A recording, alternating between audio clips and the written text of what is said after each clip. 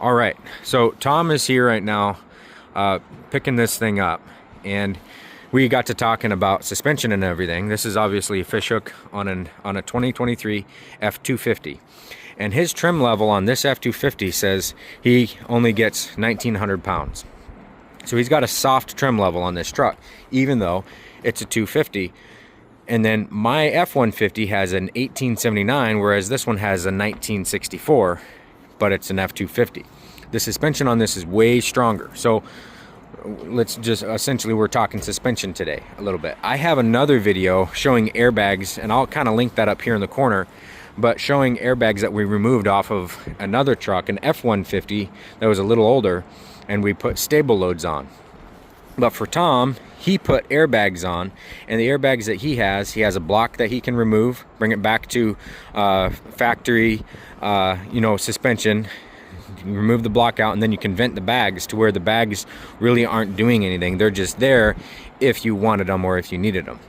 And so he was not finding anywhere. I asked him, what did you not get off our website or off our channel that would have been helpful information? And so he said he was really scouring and trying to see what it would look like on his stock suspension, and that's Tom, F150, or his stock F250 suspension, and how would that camper handle it. This is a fish hook elite, so it's upgraded. The fish hooks start at 1540. That's even with propane and your steps and your cords and everything and all your tie downs to keep it on the truck. They start at 1540, but he's probably sitting at about, I would say, 1720 to 1750, and that's including the awning, all the extra solar, his Dometic refrigerator that he's loading right now, his porta pot in there. He's probably sitting at 1750 right now. So once he's got himself in there and all his gear, he's right at the payload of what this truck says it should be able to handle. And let's show you what that payload is. Right here is 1994. Hey there, buddy. Pretty dog. Anyway, 1994. So don't look at this sticker. You're going to want to look at what this sticker says on your truck. You can look at kilograms or you can look at pounds. So this is how this thing is sitting. His airbags are not engaged right now. There's nothing in them. They're not active. So he squatted 1.75 inches when he put this camper on there. Now, my point of view on suspension, when you have a load like that, you want it to squat down a bit. You want it to engage the suspension, because then the suspension's doing its job.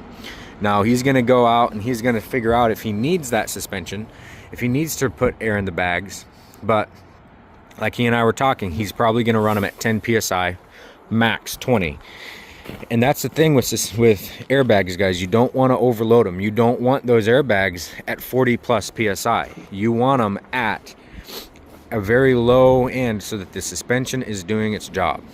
Anyway, you can go and look at that other video. I'll link it here at the end of this video, showing the airbags removed and what we like to run instead. They come in here, and again, you'll see that on the other video, but they come in here, and it's called a stable load block. You can engage them and disengage them, and it goes right here on this lower leaf. You can see how he's bouncing around in there. That leaf spring is moving around as he's moving. It sets and engages this lower leaf. And you engage them before you put the load on, and then it just engages the lower leaf sooner. So you end up with a total of 4 of them. You have 1, 2, and then 1, 2 on the other side as well. Very good system, and it does exactly what is in the name, stable load. Anyway, hopefully that's helpful for you guys out there trying to figure out, how suspension is going to be affected by a camper. I fully believe you should let the suspension do the job. Do a extra leaf spring, or I like to start with stable loads because you can engage them and disengage them. If that's not enough, you can go up to another leaf spring, a sway control bar. You can do stronger coils if you have a truck that has coils. There are different suspension companies that do that, but that's the direction I go before airbags. But he goes and he drives this truck a lot more. He's going to be taking the camper off a whole bunch, and so he wants to be able to disengage, and that's where the leaf springs and the permanent new mounted leaf springs and sway control, they upgrade the truck so much that the ride is really rough if you're going to you know, have the load off all the time. And that's how I am. I have the camper on and off my truck all the time over the course of the summer. You know, it might go on and off that truck 20 maybe 30 times easy over the course of the summer, and I don't want to have a permanently rough ride when I don't have the truck on or the camper on there. So everybody has a different situation. If you're fine with a rough 3500 feel ride, then leave, you know, beef the thing up, do an extra leaf spring, do a sway control.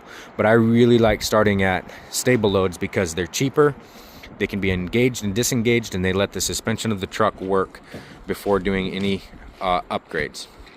And then beyond that, powertrain, yeah, when you're doing suspension upgrades, I like to do light suspension upgrades and keep the load within the spec of the truck, because you're not changing the differentials, you're not changing the hubs, I mean, you can change the tires, but you're not changing, you know, your transmission, you're not changing your brakes. Maybe you could change those things, but all of those things combined tell you what your payload is, not just the back axle suspension.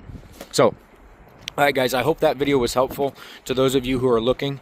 Also, this is about where you can expect. This is a 6'9" Ford pickup bed, so that's about where you can expect on any 6.5 foot truck where this camper is going to finish. All right, cheers, catch you on the next one. I hope that one was helpful for you.